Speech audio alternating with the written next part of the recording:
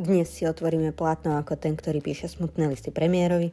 Mária svata. Daj mi sprej, hneď budem čmárať. No dobre, už asi viete, čo sa bude diať. Red Bull vám dáva krídla. Rúžová a taky zelená. Ups, zlý pořad. Toľko to rúžovej som naposledy videla, keď som jedla žuvačky Hubba Bubba. A vraj sa to spája s nežnosťou a romantikou a ženskosťou. Čo neviem, či môžeme u žuvačky Hubba Bubba takto vnímať, ale ja som to nevymyslela. Nedá mi ale nespomenúť si na Alenkine rúžové tričko, keď kričala Romankovi z balkóna. Románko!